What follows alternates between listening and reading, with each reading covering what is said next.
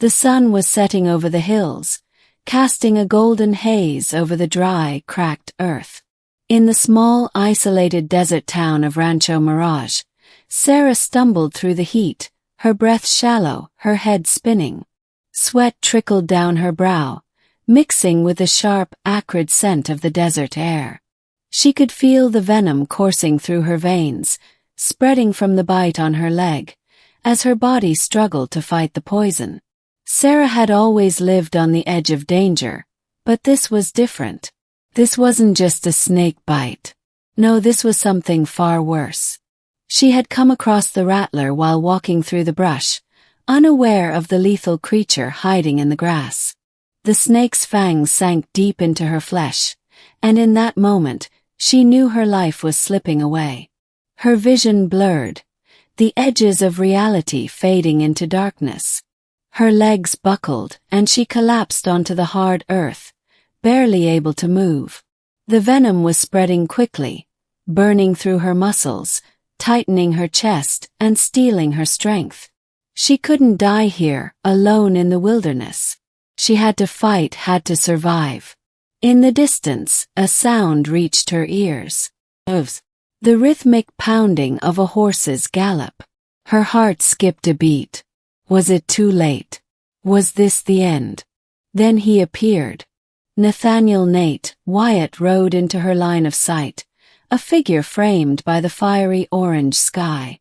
A rugged cowboy with weathered features. His dark hair tousled from the wind, and his piercing blue eyes locked onto her, even from a distance. He pulled his horse to a sharp stop and dismounted, his boots hitting the ground with a soft thud. "Sarah!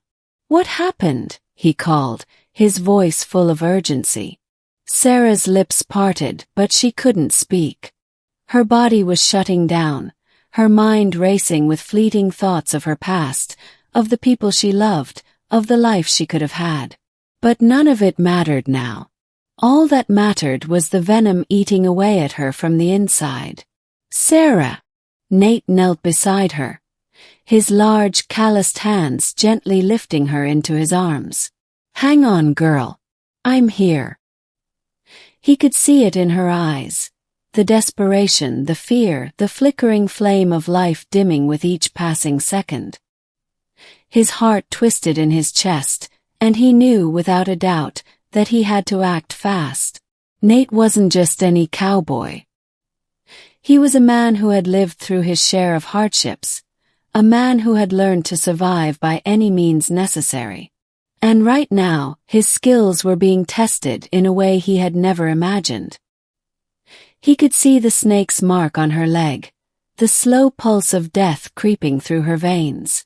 Without hesitation, he pulled out his knife and quickly cut away the fabric of her pants to expose the wound. The venom was working fast. He needed to suck it out. There was no other way. "Stay with me, Sarah," Nate whispered, his voice low and steady. He pressed his mouth to the wound, his breath quickening as he drew in deep, steadying himself before he began to suck the venom from her leg. Her body shuddered beneath him, her breath coming in ragged gasps.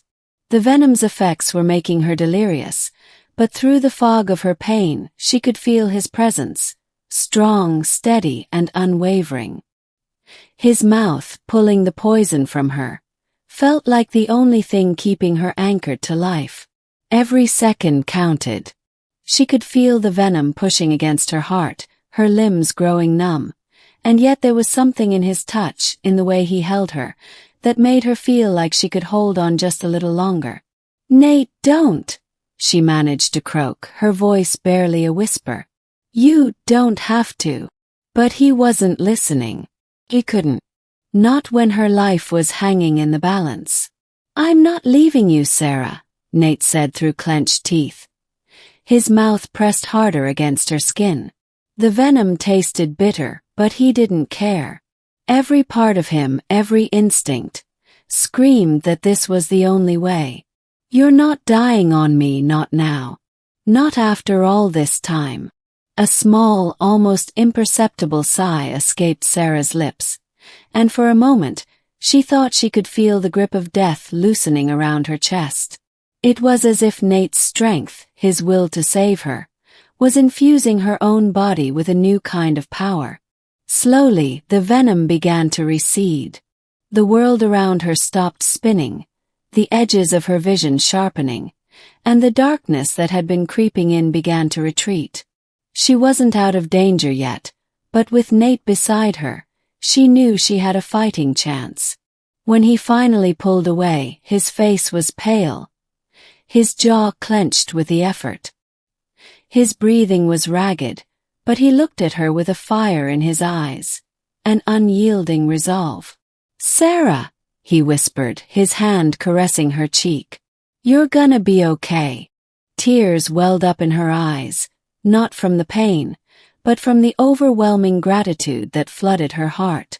She had never believed in fate, in destiny, or in love at first sight.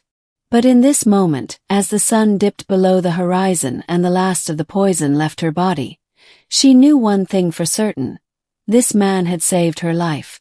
"Thank you," she whispered, her voice thick with emotion. Nate smiled, his blue eyes sparkling with a quiet satisfaction. "You owe me one, Sarah." And with that, they sat there together, the world around them quiet, as the first stars began to appear in the darkening sky. Her life, it seemed, had been given back to her, not through magic, but through the strength of a man who wasn't willing to let her go. The venom between her thighs had faded, and in its place, a bond had begun to form, one that neither time nor circumstance would ever break.